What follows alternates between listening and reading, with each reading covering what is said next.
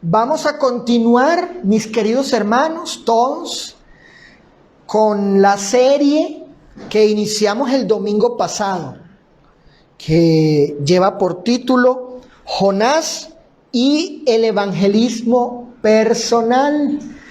Y esta serie está basada en un libro del Antiguo Testamento, un libro de un profeta, en este caso del profeta Jonás.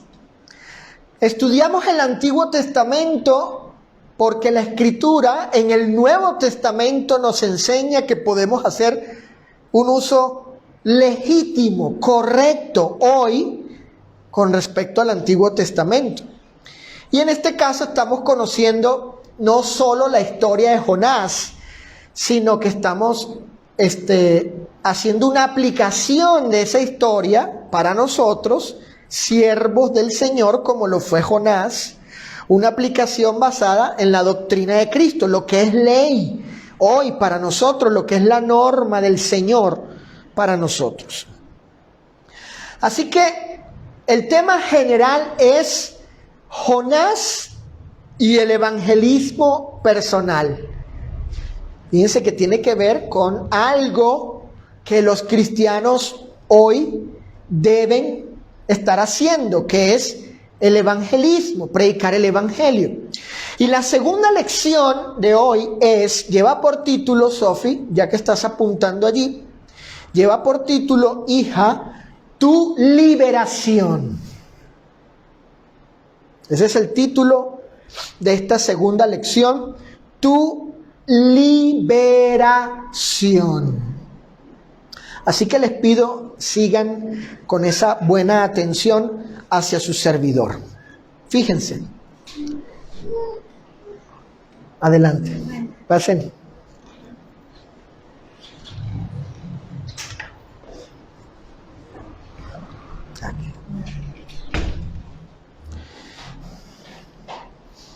Para los que están llegando, sean bienvenidos. Estamos por iniciar lo que es el sermón en esta tarde. El tema de la serie es Jonás y el evangelismo personal, y esta segunda lección es tu liberación, tu liberación. Así que escuchen.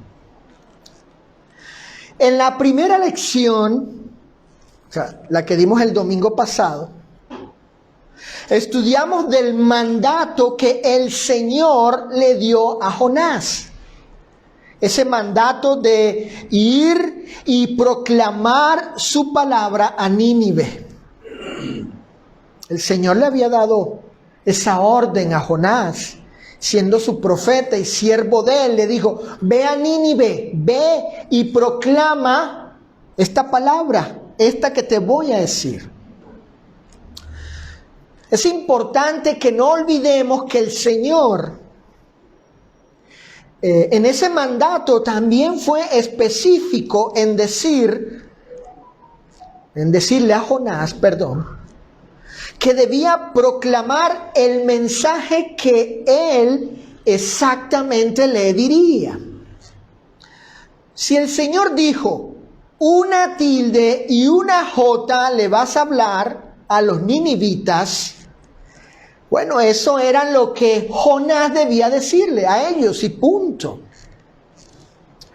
Eso es importante tenerlo presente, porque no solo es que Dios le haya dicho a Jonás, ve y proclama mi palabra, sino que también Dios le especificó, fue preciso, exacto en decirle a Jonás lo que debía decirle, proclamarle, anunciarle a los ninivitas.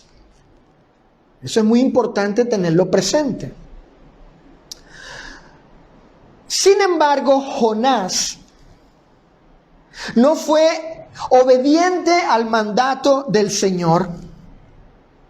Él tomó la decisión de hacer lo contrario a la voluntad de Dios. Fíjense, él usó su libre albedrío, su propia voluntad, la dispuso, la propuso para hacer otra cosa distinta.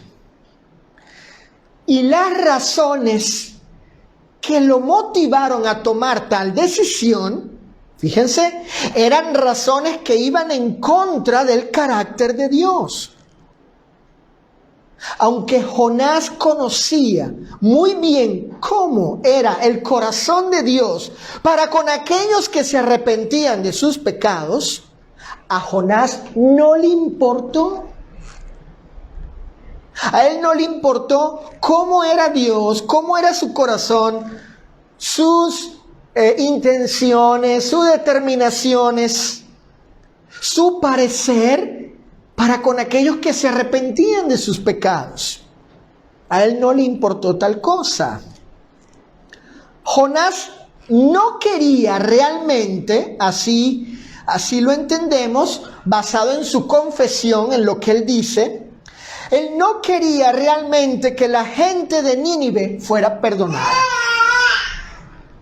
Él quería la destrucción de ellos. Él juzgó que dicha clase de gente merecía el infierno y no una oportunidad para el arrepentimiento. ¿Cómo sabemos eso?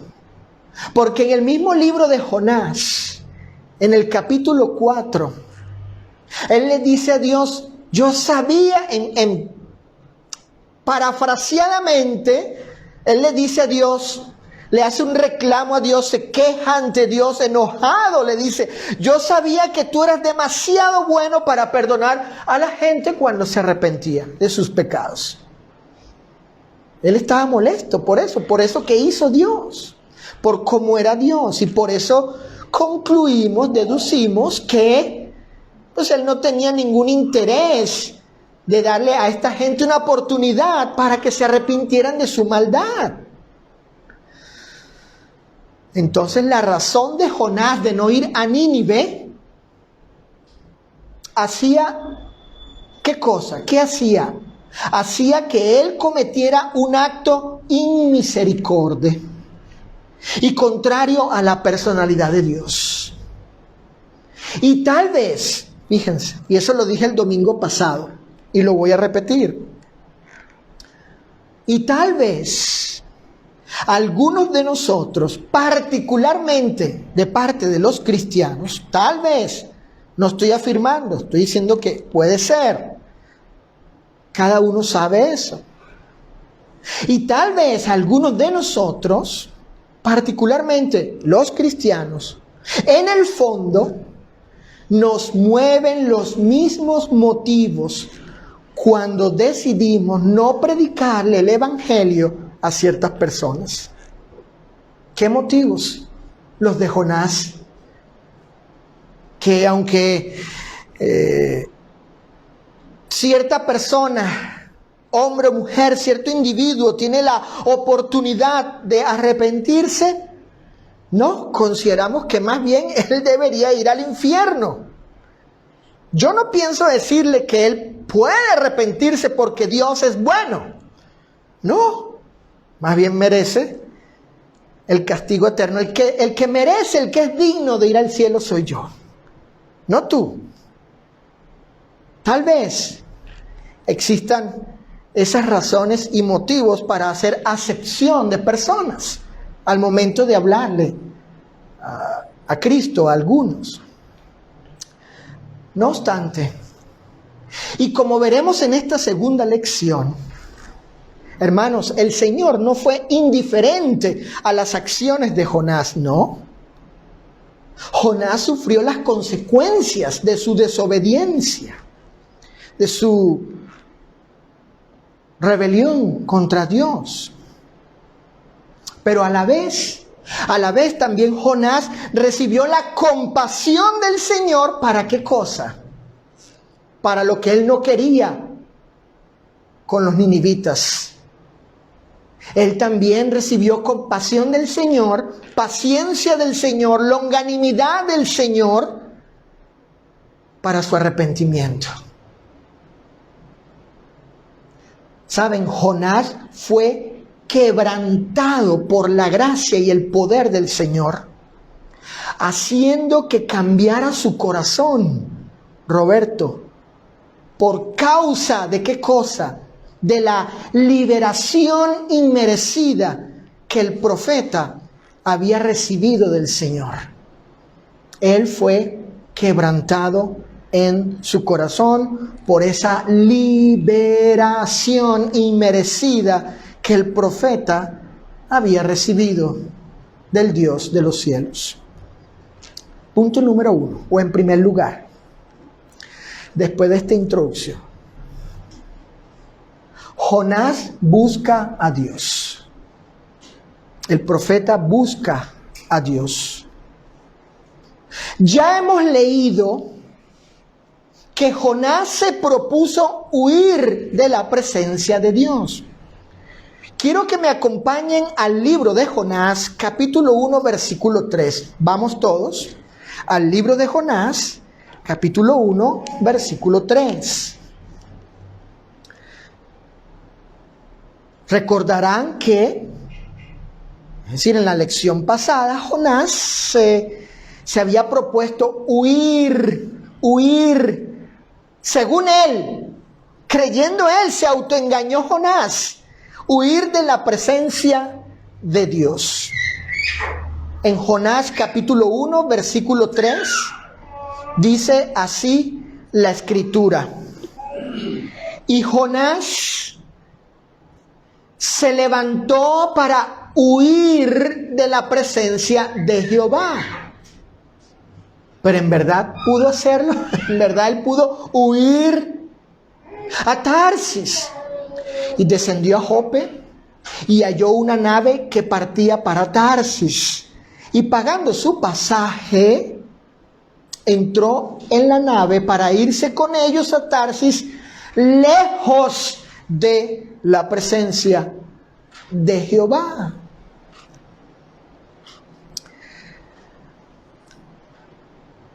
Luego, y en dicho intento de huir de la presencia de Dios,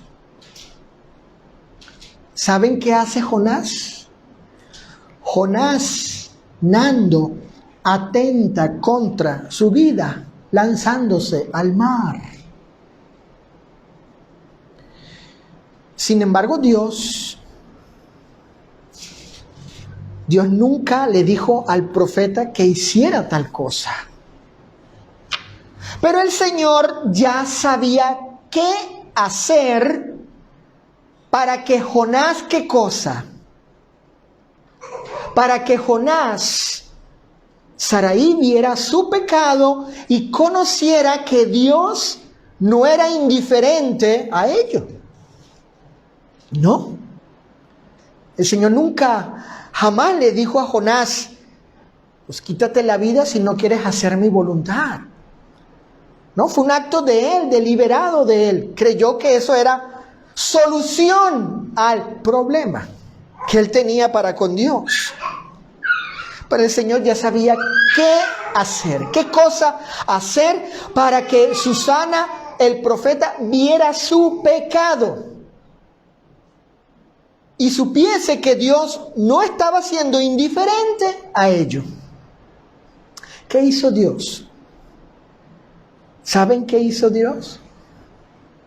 Lo salvó por medio de un gran pez y lo preservó en el vientre de ese pez. Entonces, en medio de su desgracia, por causa de su rebelión y obstinación, Jonás hizo algo. Allí, en el vientre del gran pez, allí, en su desgracia, por causa de su desobediencia, Jonás hizo algo. ¿Qué hizo? Él buscó a Dios en oración. Note cómo dice el capítulo 2, verso 1 de Jonás. Vayan al libro del profeta. Dice el capítulo 2 de Jonás, verso 1. ¿Entonces qué? Cuando estaba allí, si leen el capítulo 1, verso 17, cuando estaba en el vientre del pez, entonces allí en ese lugar oró a Jehová, su Dios. Oró Jonás a Jehová, su Dios. Por tanto, ¿qué hizo el Señor, Ana? ¿Qué provocó Dios en el profeta? ¿Qué hizo su gracia y poder sobre Jonás? ¿En qué resultó esto de las acciones del Señor para con Jonás? Bueno, el Señor hizo que Jonás viera su miseria, su desgracia, su rebelión, su pecado. Y sobre todo, que conociera más de la soberanía del Todopoderoso, de su poder, de su dominio, de su señorío, de su reinado. Eso es soberanía. Que su voluntad, la voluntad del Señor, se llevaría a cabo. Sin importar lo que Jonás hiciera, Dios tenía el control.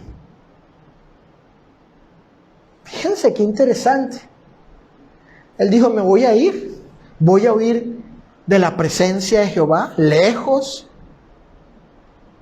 Pero él no podía hacer eso. Nadie puede huir de la presencia del omnipresente, del que está en todo lugar. Pero así a veces sucede que la gente se autoengaña. Inclusive algunos santos, cristianos e hijos de Dios se engañan pensando que pueden huir de la presencia de Dios. Ángeles. No. Y luego él tomó una decisión pensando que así iba a resolver su problema, porque en su obstinación, en vez de arrepentirse cuando estaba con los marineros en la barca, o en el barco, mejor dicho, en el barco, y decir, no, pues sí, mejor me regreso, ¿verdad? Voy a hacer la voluntad del Señor. Porque Dios hizo que hubiera ahí una gran tempestad. No, él decide quitarse la vida. Algo parecido a Judas, el traidor. Sin embargo, Dios tenía un propósito para con Jonás en particular, y lo salva y le preserva la vida y hace que él conozca esto, vea esto del Señor. La voluntad del Eterno se llevaría a cabo sin importar lo que Jonás hiciera. Dios tenía el control. Miren, Jonás también vio, ¿qué cosa? La bondad y paciencia de Dios para con él. Dios quería que él viera cuán clemente y piadoso, tardo para enojarse, grande en misericordia y dispuesto a dejar a un lado el Señor el castigo que merecía Jonás recibir por parte de su Dios. Así también conoció Jonás su liberación y salvación inmerecida por parte del Señor. Jonás pudo conocer todo esto.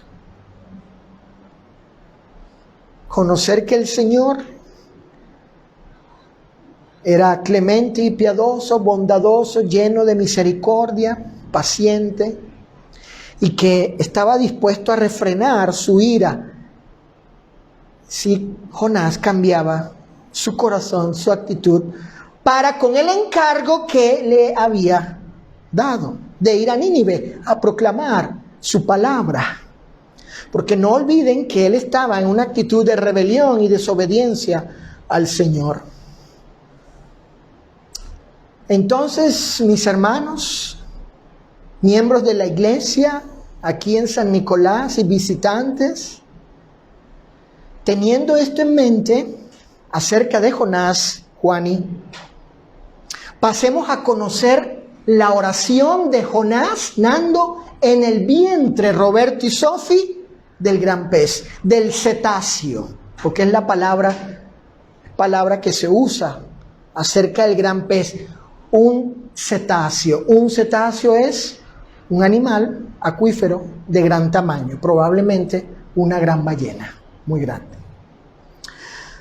Vayamos a Jonás capítulo 2, versículos del 1 al 10. Vamos todos a leer la oración del profeta en el vientre del cetáceo, del gran pez. Dice así Jonás capítulo 2, versículos del 1 al 10. Entonces oró Jonás a Jehová su Dios desde el vientre del pez y dijo: invoqué mi angustia a Jehová y él me oyó.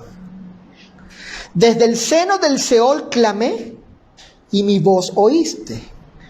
Me echaste a lo profundo, en medio de los mares, y me rodeó la corriente. Todas tus ondas y tus olas pasaron sobre mí. Entonces dije: desechado soy de delante de tus ojos, mas aún veré tu santo templo. Las aguas me rodearon hasta el alma, rodeóme el abismo. El alga se enredó a mi cabeza. Descendí a los cimientos de los montes. La tierra echó sus cerrojos sobre mí para siempre. Mas tú sacaste mi vida de la sepultura, oh Jehová, Dios mío.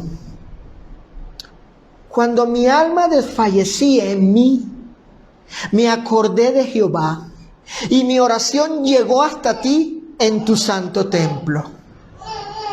Los que siguen vanidades ilusorias, su misericordia abandonan. Mas yo con voz de alabanza te ofreceré sacrificios. Pagaré lo que prometí. La salvación es ¿de quién? De Jehová.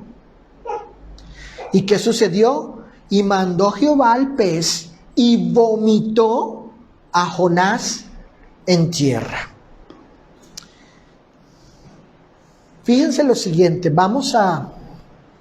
quiero que me acompañen a conocer un poco más acerca de la oración de este hombre. Algunas explicaciones de lo que él dijo. ¿Qué quiso decir Jonás? Algunos puntos aquí que podamos así entender acerca de su oración.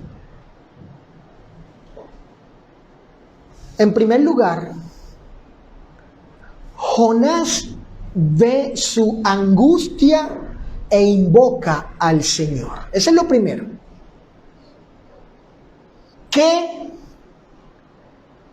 ve Jonás allí en el vientre del gran pez? Él ve su angustia, está angustiado. Y eso lo lleva a invocar a Dios. En esa circunstancia, su angustia e invoca al Señor. Dice el versículo 2: invoqué en mi angustia a Jehová. ¿Y él qué cosa? Él me oyó. Desde el seno del Seol, allí clamé. ¿Y mi voz qué cosa? Oíste. Versículo 4. Entonces dije: desechado soy de delante de tus ojos. Así se consideraba él. Versículo 7. Cuando mi alma desfallecía en mí, me acordé ¿de quién? ¿De quién? De Jehová. Y mi oración, ¿qué sucedió? Él oró, su oración llegó hasta ti en tu santo templo. ¿Vieron lo que hizo Dios? ¿En qué forma? En que Él encaminó todo de tal manera para provocar esto en su siervo rebelde, obstinado, contumaz y terco y desobediente, por no hacer lo que el Señor le dijo. Observemos cómo Jonás fue puesto en aflicción y calamidad. De hecho, Él describe su condición en el vientre del gran pez como si estuviera en el lugar de los espíritus de los muertos, es decir, en el Seol.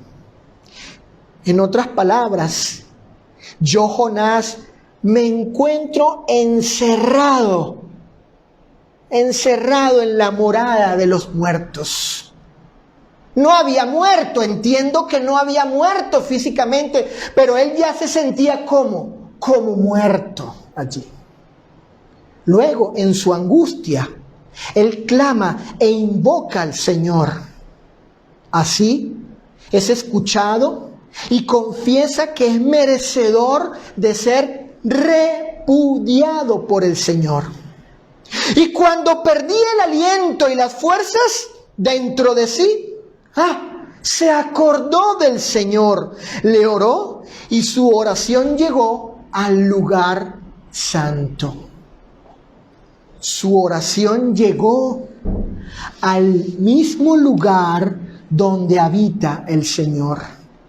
Y él escuchó la oración de su siervo, En segundo lugar, Jonás, en su oración entendemos, reconoce la soberanía del Señor y es contristado. Reconoce la soberanía, reconoce el dominio, el señorío, el poder, el control, el reinado del Señor y es entristecido, es afligido, es contristado.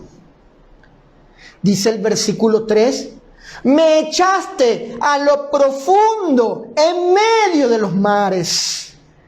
Dice el versículo 6, mas tú sacaste mi vida de la sepultura, oh Jehová, Dios mío.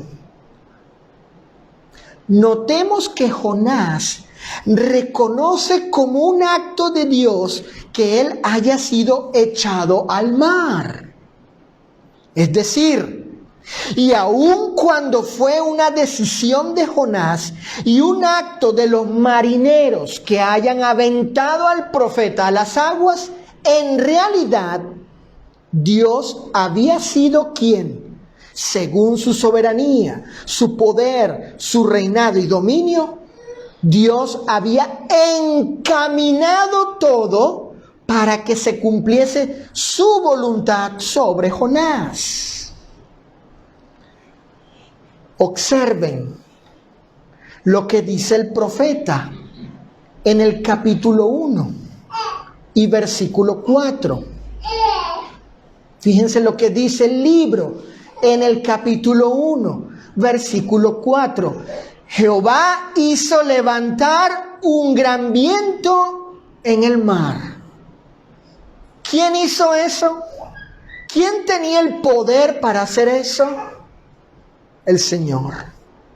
Versículo 17, capítulo 1. Jehová tenía preparado un gran pez para que tragase a Jonás. ¿Quién tenía preparado el gran pez para que tragase a Jonás, sabiendo el Señor que Jonás iba a hacer lo que hizo? Sí podemos ver la soberanía del Señor. Es más, noten lo que dijeron los marineros en el capítulo 1, verso 14. Los marineros dijeron, porque tú, Jehová, has hecho como has querido. Hermanos, Dios tenía el control. Jonás pensaba que él tenía el control y que podía huir de la presencia de Dios y acabar con toda esta situación y no hacer la voluntad de Dios, quitándose la vida, echándose en el mar. Y dijo, no, ya así se resuelve este asunto, este conflicto. Para nada. Dios tenía el control. Además,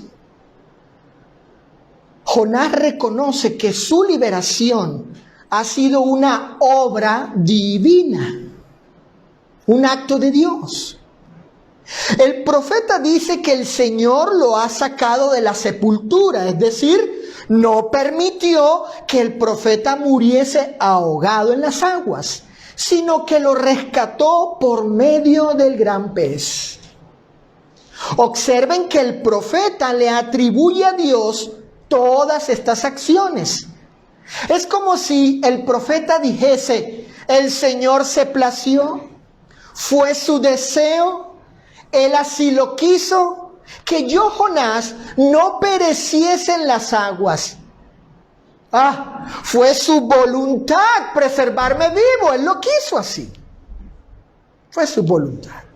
Él está entendiendo todo esto, ¿dónde? En su tragedia, en su desgracia, en el vientre del gran pez. En un sentido, Dios está haciendo un hombre nuevo allí, a Jonás.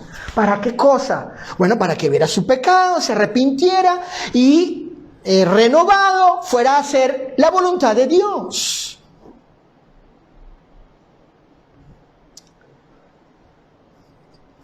Por otro lado,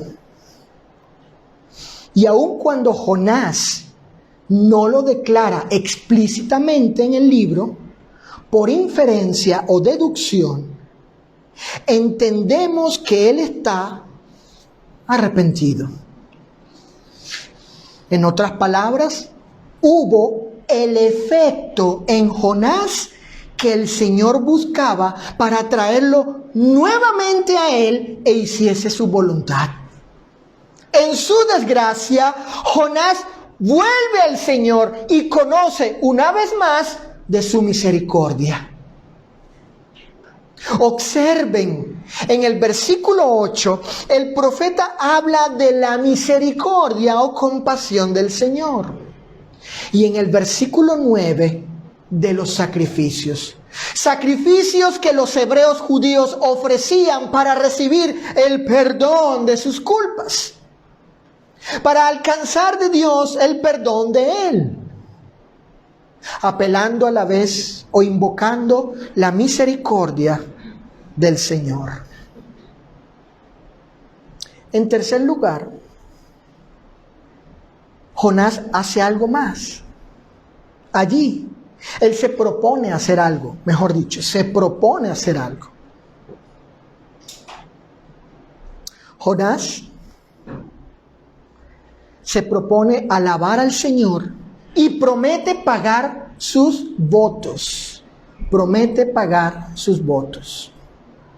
Finalmente, el profeta alaba al Señor y reconoce ¿qué cosa? Sus méritos, sus atributos, sus cualidades. Noten cómo dice el versículo 7 del capítulo 2 de Jonás. Cuando mi alma desfallecía en mí, me acordé del Señor. Y mi oración llegó ¿hasta dónde? Hasta ti. ¿En dónde? En tu santo templo. Noten en este versículo, el profeta describe el lugar celestial donde habita el Señor como templo santo, puro y sagrado, describiendo la excelente cualidad de ese lugar, digno de reverencia y veneración por ser morada del Señor. Tu santo templo, dice el profeta, cuando estaba decaído, desfallecido, débil, me acordé del Señor. Ora, tiene esa reacción en esas circunstancias. Ora y dice que la oración de él llegó hasta su santo templo. Dios aceptó su oración, porque era la oración de un hijo de él, de un siervo de él, que le alababa y contristado se acercaba a él. En el versículo 8, Jonás habla de su misericordia, de este atributo. Le atribuye pues al Señor esta cualidad de que Él es compasivo. reconoce este atributo y dignifica al Señor por ello. En el versículo 9 dice el profeta: mas yo con voz de alabanza te ofreceré sacrificios, pagaré lo que prometí, la salvación es del Señor. Fíjense, a diferencia de otros hombres, Jonás ofrecerá al Señor alabanza en culto a Él, como es digno de ello el Señor. Jonás estaba proponiendo hacer esto, darle al Señor alabanza en culto. Y además Él promete pagar sus votos. Dice: pagaré lo que he prometido. Lo que te prometí, Señor, mis votos a ti, los pagaré. ¿Y saben qué? Lo hizo. Lo hizo cuando fue a Nínive, como profeta, porque él tenía esa función, esa responsabilidad. Él tenía ese compromiso como profeta y lo hizo. Él cumplió sus votos.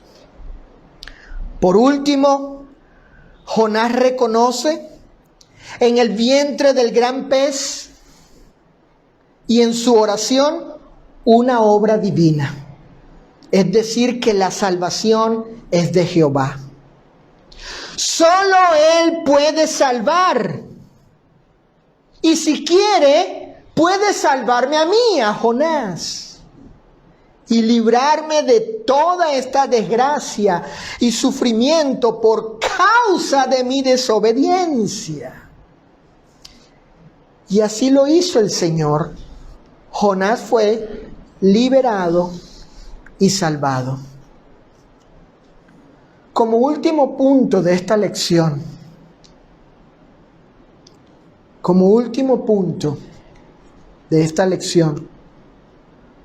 una pregunta. ¿Qué aplicación podemos hacer nosotros los cristianos, los miembros de la iglesia? Porque hay aquí algunos que nos están visitando por primera vez o ya varias veces, que aún no son miembros del cuerpo de Cristo, no son cristianos. Y tal vez piensen, pues, ¿en qué me puede servir? ¿Qué me puede ser útil esta lección si esto prácticamente está, ¿verdad?, siendo dirigido a los miembros de la iglesia que tienen el mandamiento de predicar el evangelio? Ya que el tema general, la serie, es Jonás y el evangelismo personal. Obviamente el enfoque es hacia los miembros de la iglesia que nos hemos comprometido con el Señor de anunciar el evangelio. Bueno, yo les invito a que conozcan al Dios, conozcan más al Dios de Jonás. Que observen cómo el Señor buscó el arrepentimiento de Jonás para su salvación. Y se conviertan al Dios verdadero y le sirvan de esta manera.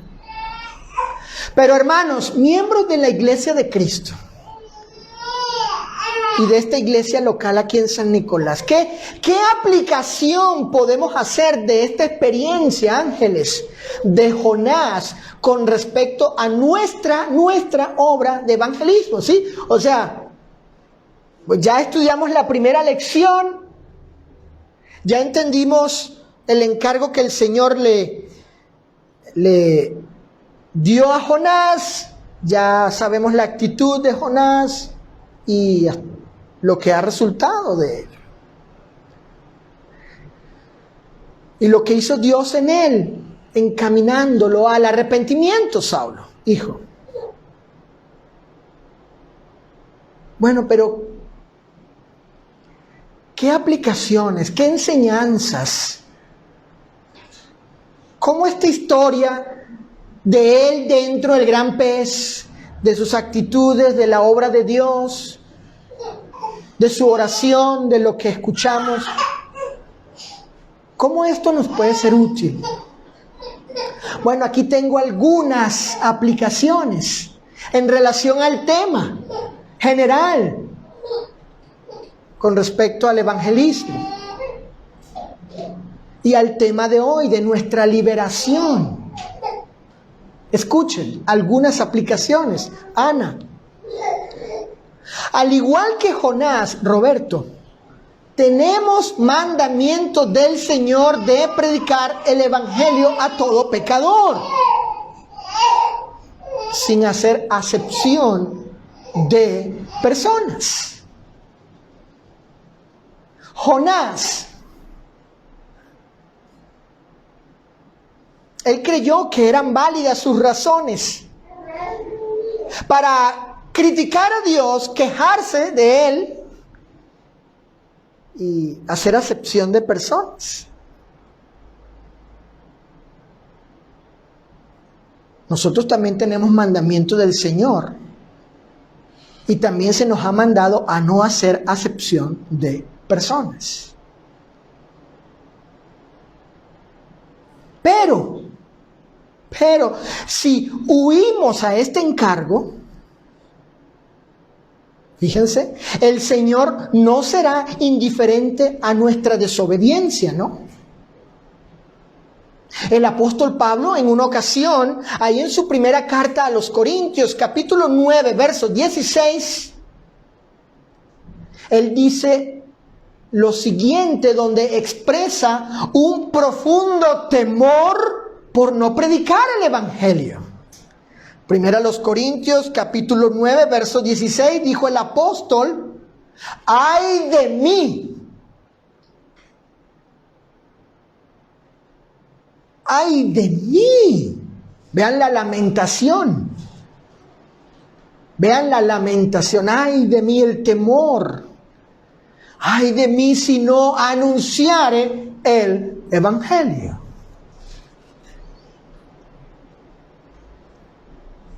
Miren cómo el apóstol expresa ese temor de no hacer lo que Dios le ha mandado. Como cristiano, como predicador, como miembro de la iglesia. Yo sé que nadie está en la misma situación de Jonás, de echarse al mar y ser tragado por un gran pez. No creo que Roberto vaya a ir a Veracruz, allá a las playas de Veracruz, para echarse ahí en el medio del mar allá, ¿verdad? Diciendo, no, yo no voy a ir a predicar el evangelio allá a mis paisanos porque, esa gente es tremenda. No. A ver si me matan allá a mí. Porque hay lugares aquí en México, en el sur, no sé si en Veracruz, donde tu vida corre peligro si predicas. Literalmente, no es una exageración.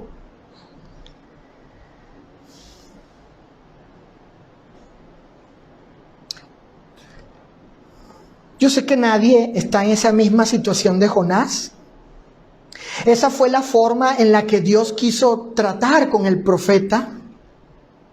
Sin embargo, tenemos el mandato de llevar el evangelio y su mensaje a las personas, tal cual como fue dado por los apóstoles en el Nuevo Testamento. Porque deben recordar que Dios le dijo a Jonás que fuera a Nínive a proclamar su palabra, pero también le dijo, vas a decir lo que yo te diga, les vas a decir. No era lo que al profeta se le ocurriese a él, lo que a él le pareciese decir. Y esa va a ser la tercera lección.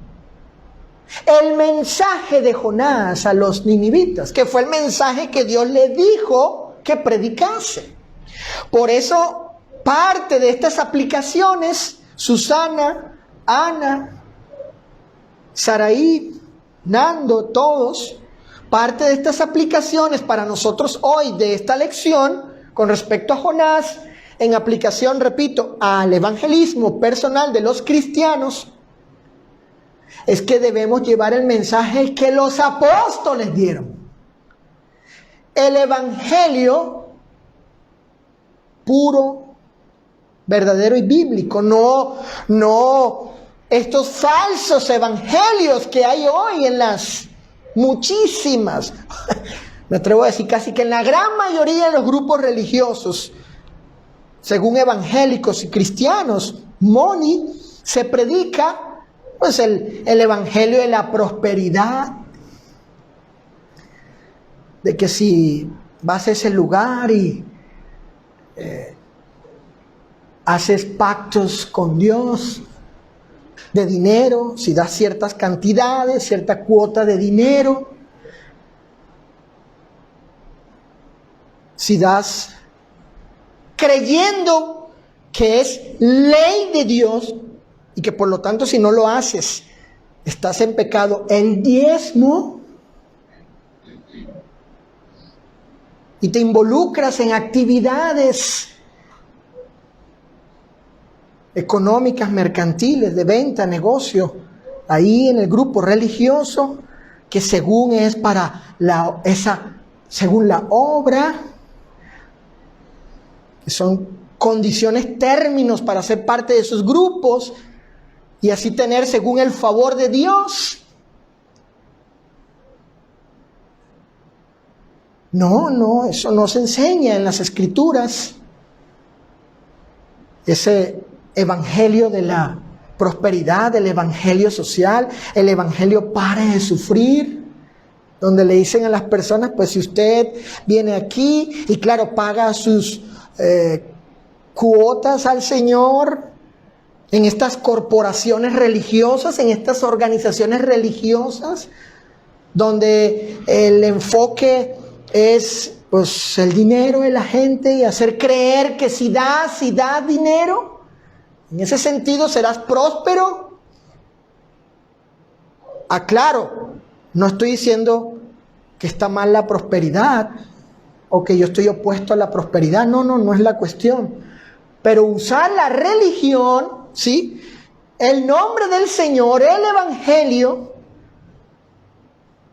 para hacer mercadería de la gente, eso sí es pecado. No. Debemos predicar exactamente, precisamente, Roberto, no el evangelio social que practican algunos, o el evangelio de los reformadores o calvinistas o neopentecostales, etc., sino precisa y exactamente el evangelio que Cristo y los apóstoles dejaron aquí plasmado en el Nuevo Testamento. Bueno, esa es aplicación a cuando el Señor le dijo a Jonás, vas a ir a predicarles exactamente lo que yo te diga, les vas a decir. Y lo que se nos ha mandado a predicar es el evangelio de Jesucristo. Pero si no lo cumplimos, este mandato, entonces tenemos suficientes razones para sentirnos tan desdichados y miserables como Jonás cuando estuvo en el vientre del gran pez. En ese sentido, mis hermanos, los que han huido al encargo de predicar el evangelio de Cristo deben saber que están en el vientre de la desobediencia, en ese lugar de oscuridad, de rebelión, de desgracia. Es pues una prisión donde se encuentran todos aquellos que, como Jonás, huyen al encargo del Señor. Así que, y como Jonás, nuestra alma debe estar en inquietud y profunda tristeza por no hacer la voluntad del Señor. los que han huido al encargo divino de predicar el evangelio, deben estar como los corintios. Me refiero a los cristianos. ¿Qué le dijo Pablo a los corintios? Porque ellos habían caído en pecado. Él les dice: fuisteis contristados para arrepentimiento, porque habéis sido contristados según Dios. Porque la tristeza que es según Dios produce arrepentimiento para salvación. Segunda carta a los Corintios, capítulo 7, versos 9 y 10.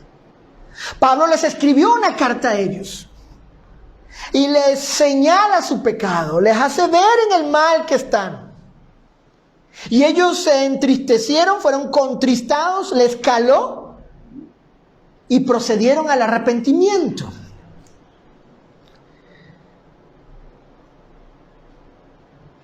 Y Pablo en su segunda carta reconoce, les hace ver que hicieron bien en entristecerse para arrepentimiento, que fue algo que Dios sí lo había hecho posible en ellos, por medio de la exhortación y la amonestación del apóstol. Pablo fue el instrumento de Dios para llevar a los corintios al arrepentimiento, bueno, a la tristeza por darse cuenta del mal en que estaban, y procedieron al arrepentimiento. Todos los que han huido al encargo divino deben estar entristecidos por faltar a la palabra del Señor, y ya deben estar en camino de arrepentimiento para su liberación, que es el tema de esta lección. Tu liberación, la tuya, hermano, hermana. El Señor quiere liberarnos y ha puesto los medios para nuestra liberación. Esto es a través del arrepentimiento. Y ha hecho cuanto ha querido para concedernos la bendición de servirle en su reino por medio de predicar el evangelio. Él nos ha escogido para que anunciemos el evangelio de Cristo a los hombres. Esto es una bendición para nosotros, servirle de esta manera, así tal cual como Jesús lo hizo. Él se plació, fue su designio, ha sido su decreto que podamos vivir imitando a su Hijo Jesucristo y a los santos y auténticos apóstoles de Él. Por tanto, si alguno ha huido al encargo del Señor de predicar el evangelio, si ha volteado su rostro y le ha dado la espalda a Dios, no haciendo su voluntad, entonces debe buscar a Dios en oración y reconocer su autoridad, poder, dominio y señorío. Recordar, como lo hizo Jonás, que Él es compasivo y piadoso, tardo para enojarse, grande en misericordia y dispuesto a dejar a un lado el castigo que merecemos por nuestra deliberada o intencionada desobediencia. Tú, hermano, hermana, si quieres, puedes ser liberado de esa desobediencia y recibir el perdón del Señor. Basta con que te arrepientas, vuelvas a Él y cumplas con el encargo que al bautizarte asumiste. ¿Cuál? De anunciar la salvación a todo pecador, porque, como dice Jonás, la salvación es del Señor. Por último, y a causa de las riquezas de la bondad del Señor, las riquezas de su paciencia, las riquezas de su longanimidad, es decir, de su largura de espíritu para soportar y sufrir, el Señor nuestra deslealtad. Él te permite, por medio del arrepentimiento, tu liberación, justificación y renovación. Y así tendrás todos los motivos para alabarle y darle el honor y la gloria que merece el Señor a través de hacer su voluntad. En este caso de predicar el Evangelio de Cristo, porque proclamar el mensaje de salvación a los pecadores, escuchen, es una forma de rendirle culto al Señor. Predicar, ángeles, Roberto, hermanos, el Evangelio a las personas, Anita, es una forma personal, individual, de rendirle culto al Señor. Cuando lo hago yo, cuando yo individual, una acción mía. Escuchen este pasaje en esta versión de las Escrituras. Dios, dice Pablo, Dios, a quien doy culto con toda mi alma. ¿Cómo? Uno pregunta, ¿cómo?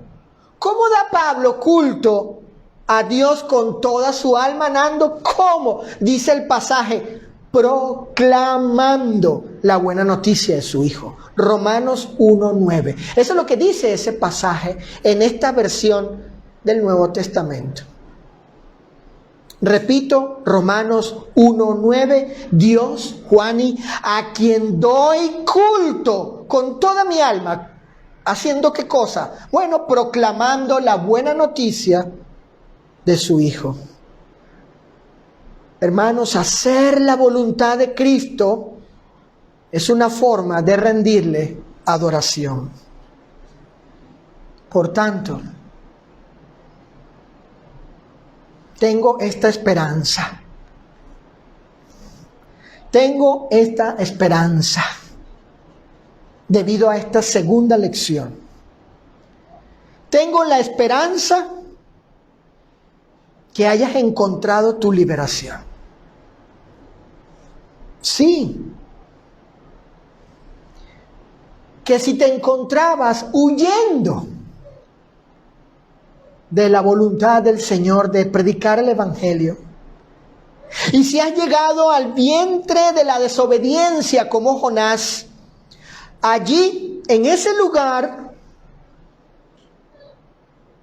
hayas conocido al Señor una vez más